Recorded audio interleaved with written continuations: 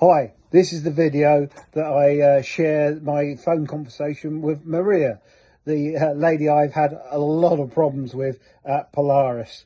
I think she's based in Poland.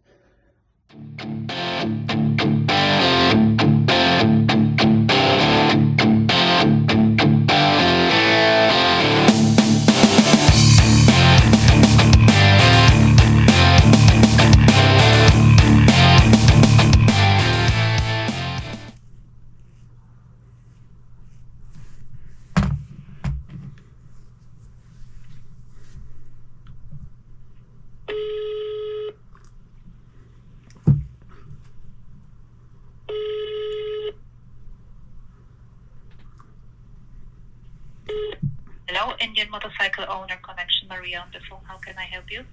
Hi Maria, yes, it's Stuart Quinn. You left me a phone. Hi Stuart.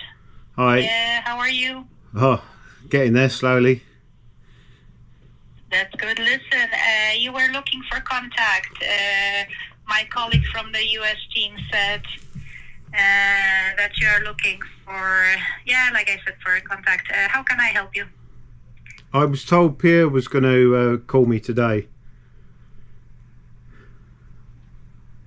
Sorry? I was told Pierre, I don't know if I get the pronunciation right, I was told Pierre Botet was going to call me today because this situation is completely out of hand now.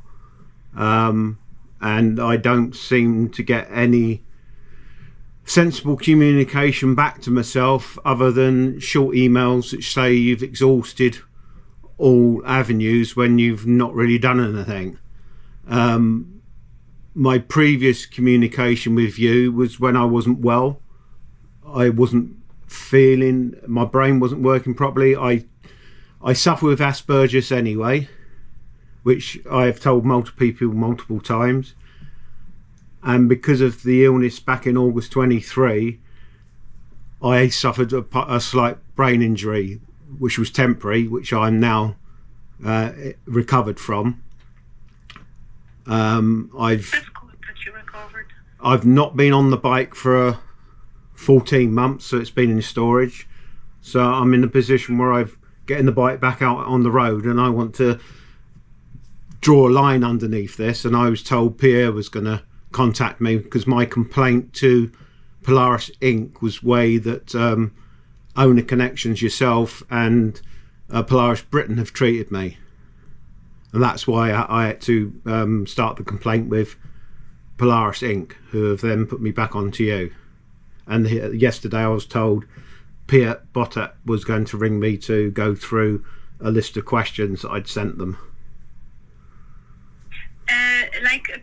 Piotr Bote, he's our manager, but he's today half of the day for meetings, so that's why he said I am the lead of Owner Connection. That's why I calling you now. You mentioned that in my last message I wrote you that the warranty is now running out. I am not sure if you have read it all, but I mentioned the standard warranty, which is only 2 years.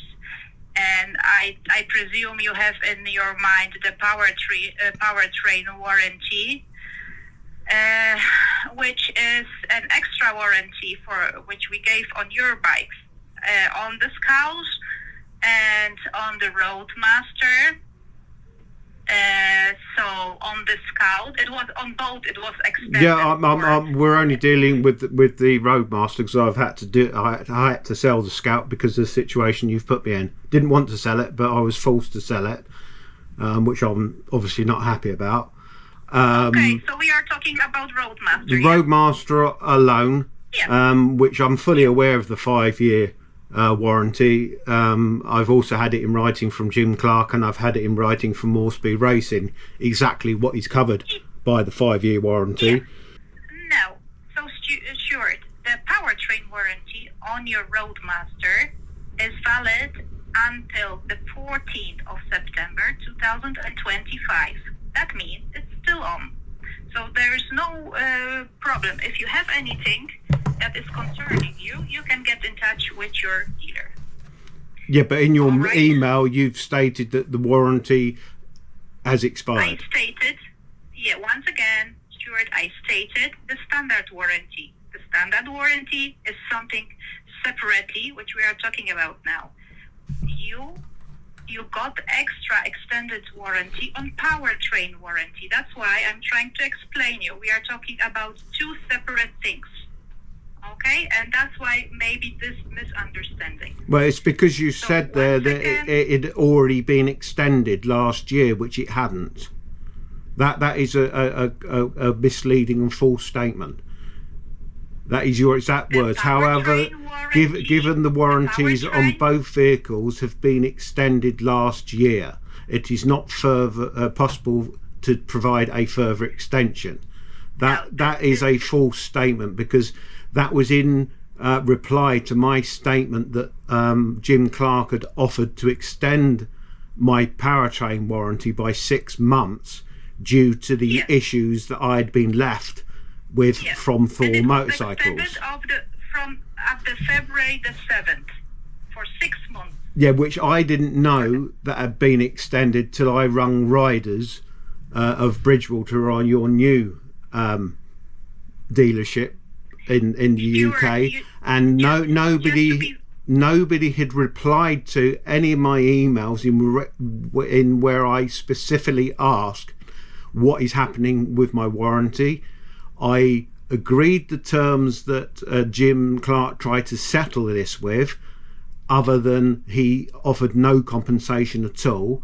I wrote to him to ask for clarification, because he was quite loose with the statements that he made in that letter, and he then did not respond to that. The next response I had was the general release form that you tried to force on me, which, as the bikes were under finance, I don't have the authority to deal with.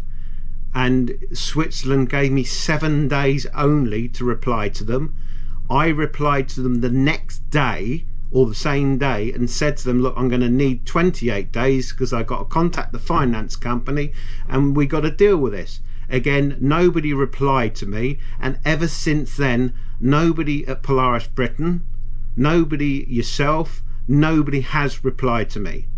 So then I had no other option other than to ring American and say, this is crazy. Absolutely crazy. From my information which I'm having, there were multiple people that were working on your case.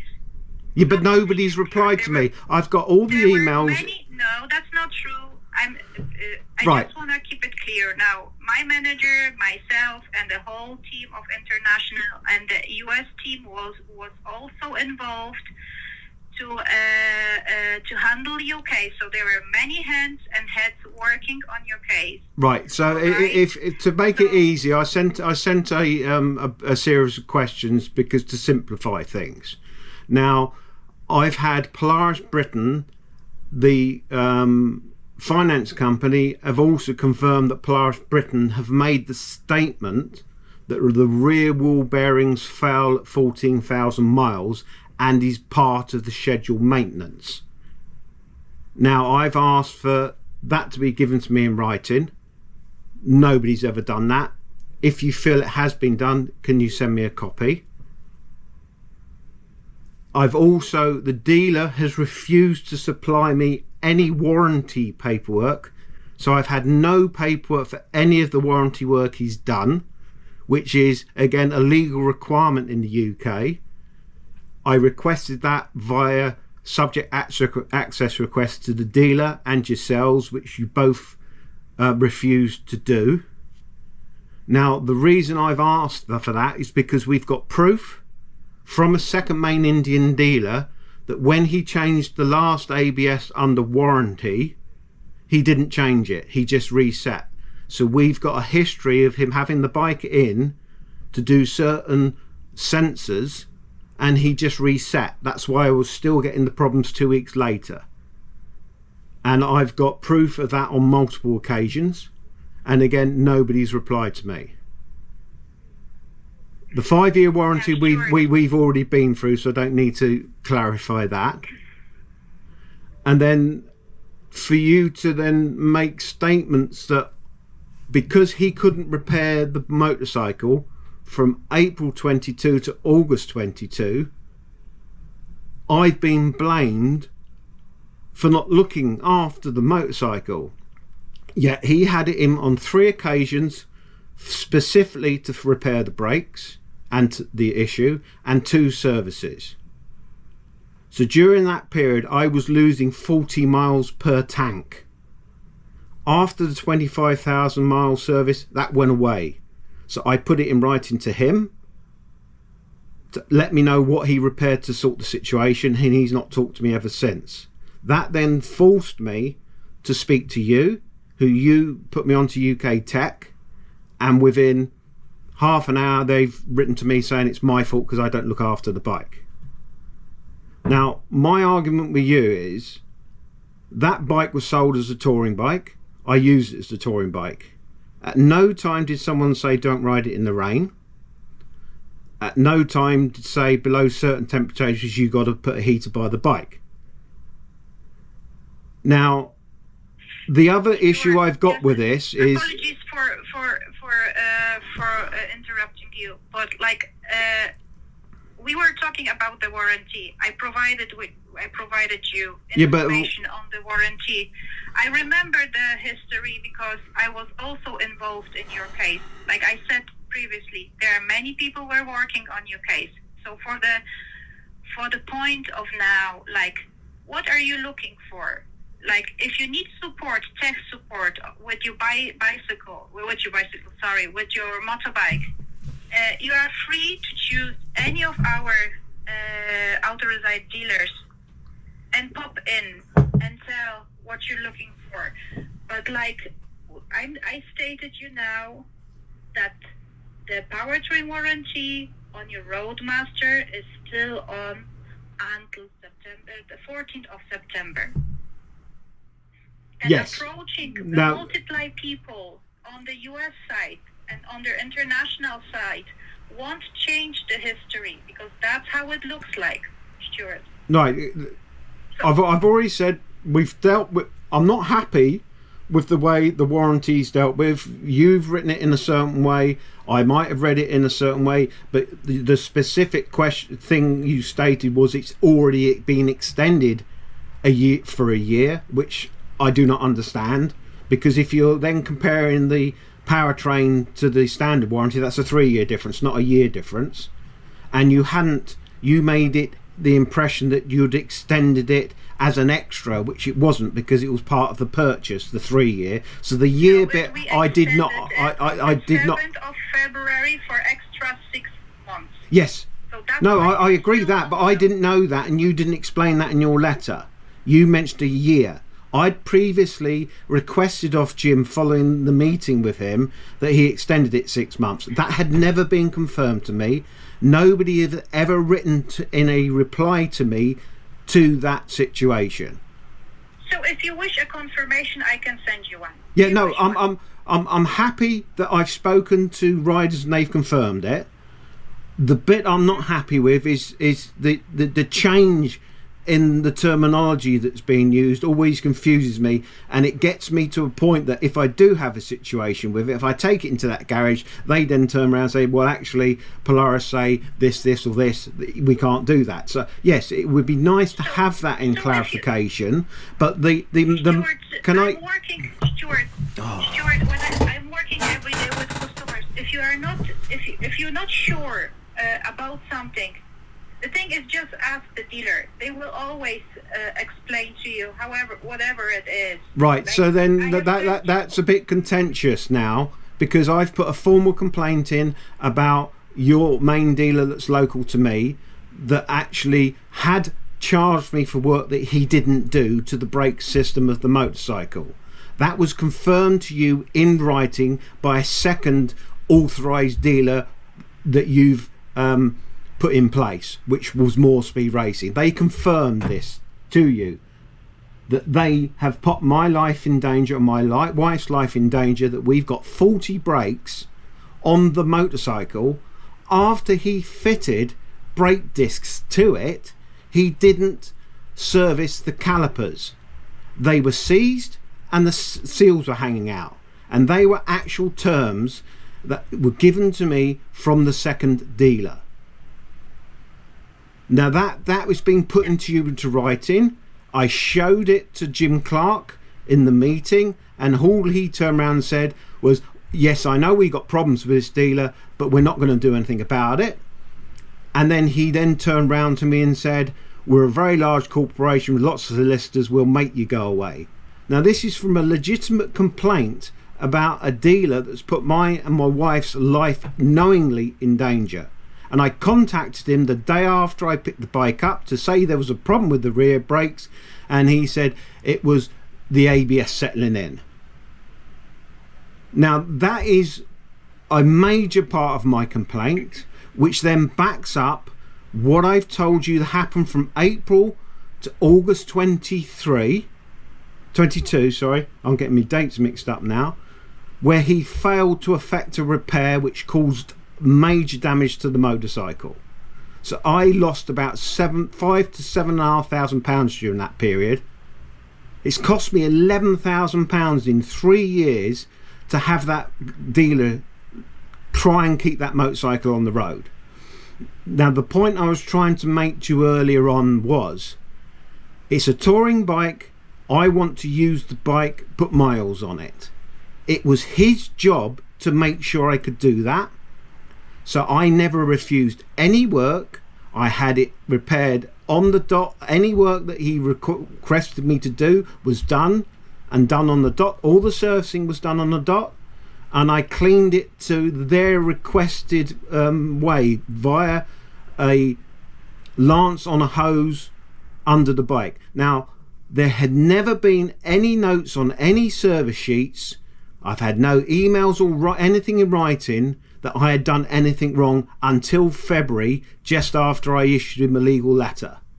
And that is in February 23, when he had the bike in to do the brake discs, the drive belt and pulley, crossover. He charged me £2,100, took photos of the motorcycle, because I went down a 20-mile stretch of road which is under major construction, and I had grime. I can see in the photos it's road grime, which will wash off if you ride in the rain. And he tried to make a big thing of that as to why I had problems in 22.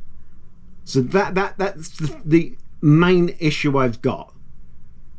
Now I have got so many documented evidence of riding with other people during the time I was losing the fuel, emails to him that he'd requested, and information he requested to show the loss of fuel, and nobody will listen to us. There was an issue he did not repair for 5 months. He could not repair, and I've had skilled ex-Polaris gold mechanics independently look at just the invoices to see that the tyres were only lasting 4,500 miles, rear tyres, and they were wearing unevenly. The brake pads were only lasting 4,000 to 4,500 miles. The loss in fuel and the clutch failure all led them to separately come to that it was a misaligned axle, which has also been a case with at least 2 other riders around that period. So even if you just isolate the 5 months of him not being able to repair the bike and the amount of sensor issues I had around that time, that in itself is a very, very poor service from a main dealer, which should have been dealt with as being pushed under the carpet. And in your own terminology and your terms and conditions, that can cause a serious injury or possible death. And nobody's taking me seriously on this. That's not true. We are all taking you seriously. All our customers are taken like that. So please don't be saying something like that. Even it's a big hard for me listen to that, because I was also involved in handling and taking care of you. Okay, so please.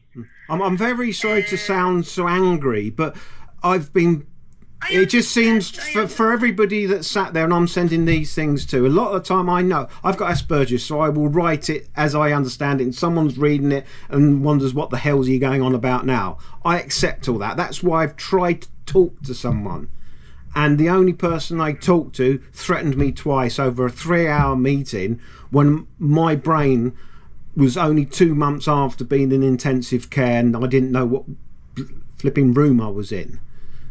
And I'm still very upset about that. And I've never had the chance to speak to someone. I love the brand. I love the motorcycle. I wouldn't change it. You've got riders local to me that had similar situations and gone to other brands, which has probably made your life easier, but it's not what I want to do. I want to stay with Indian. I love my motorcycle and I want to use it as a touring bike. So his only job was to make sure that bike was kept up to pristine condition as much as it could to the mileage I was doing, and he failed with that. Okay, I understand, Stuart. Now, So I'm actually shaking now. Motorcycle. Sorry. I'm actually shaking now. I'm sorry. Don't be shaking. It's only me on the other one side. No, I'm always a human. Also a human being only. So, Stuart, I really appreciate that you're sharing all those information and what you've gone through. But the thing is, the activities of Indian Motorcycle has come to an end. We proposed something to you, and you didn't take the proposal. Right. So Yeah. You sent me. But you sent me a general release form that I couldn't legally deal with. I don't own the motorcycle. I didn't own them at the time. They were under finance, so I couldn't accept an offer of that. To then force me to have only 7 days to accept something when you are offering me such a lowball figure, when only weeks before I was offered something to move forward with, and all I'd done is I asked for clarification on that email that I was sent. And the only other thing I'd like to say is I've double checked that on average, to keep a Roadmaster with that sort of mileage on the road and do all the servicing and do all the items in the owner's manual, the drive belt, pulley, etc., should be around £3,500 on average. I've paid him £11,000. So I'm saying to you, I have never refused to have anything done to that bike. So when I was told I misuse it, was a direct recourse of me threatening court action because he wouldn't tell me anything. I'm a customer. He's had the bike done a repair. 5 months later, the problem goes away. I've got the right to ask him, what did you do to repair that? And he completely ignored me. And then when I wrote to UK Tech, I said, after you advised me to, I asked for a second opinion and I explained the situation was difficult with the dealer. And within half an hour of me sending that, I had that dealer ring me on my mobile threatening me. Are Polaris happy that this dealer took 5 months to effect a repair that was reported to him? Quite simply, the bike's not freewheeling. So any part-time mechanic will know that's an issue with the rear, with brake system or something. He failed to repair that. He just kept changing brake discs. And then the report you've had from More Speed Racing a year later confirms that he didn't do the calipers of the bike, because he has made statements that it's not his job to clean the calipers down on a service. So I'm supposed to buy 30 grand's worth of bike, go out and buy myself a bike lift, then be able to jack it up and get under there and service the brakes on the bike, when I'm paying him to do that on your service schedule. Sorry, I'm rabbiting, but this is why I'm so frustrated that even if you take it down to the simple things, that he has the bike in for a service, charges me a fortune, I pay him, and he doesn't do the work. That is the thing I cannot get my head around, and I've given you proof to confirm this, and I'm still getting you've exhausted all avenues, but nobody's coming back to me and saying, look, I'm ever so sorry, we will advise him, we will make sure the training's done right, we will do that. Nothing's come back to me. It's all just come back. It's my fault for riding it. I'm 60 now. You could look at the tyres. That I don't scrape the pegs. We ride it most of the time in cruise control, because we're just going to places. We're meeting up with people and we're going for other rides. I don't race it. And I've been made out to be this idiot that can't ride a motorcycle and just doesn't care. I enter that into shows. It's got $2.5 grand's worth of custom paint on it. And I just can't get my head around that I'm being accused of misusing that motorcycle. That's what annoys me, and I've given you enough proof to prove that he hasn't repaired what he's been contracted to do. And if I do put miles on it, it was his job to make sure that I was able to do that. That's what his job is. He's a garage. May I interrupt you now? Sorry. I just getting that feeling that we are going in circles around. In this situation where you are now, like, my recommendation and would be to use to make a use of the consumer rights institution for this point of view, because we won't go any further for the moment. We done everything, like from Indian Motorcycle, done everything in your case, whatever we could. And so if you like the proof of the warranty extension, I can send you one after our call. But I think we reached the point where we have to say to each other goodbye. Right. Because so then, right, you Owner Connections, or so UK Tech have told me, due to the climate in this country and the roads in this country, I have to do extra rider maintenance. So when you confirm the warranty, can you then let me know what that is? Because they've made a statement to that degree, and you yourself made a statement that it's rider style, and also you've indicated it's the climate in this country. Because those two statements are missold statements, which is actually a crime in this country under the Trading's Regulations 2008. Now, they've been clearly put in writing to me. Now, this whole thing that we've gone through does concern me, because I've given you proof. Well, first off, bearing fails at 14,000 miles. The only reason I keep coming to that is because at the time he told me that was perfectly normal and standard. Sure, we can't. Can I just finish this one? No, don't want to. To be honest, I don't want to go through the story once again. No, it's not going through the story. It's nobody's given me the chance to actually say this. You read it one way, I read it another. All I ever asked of him was to put that in writing so I could have it changed at 12,000 miles, so I didn't break down. That's what started that section of it off.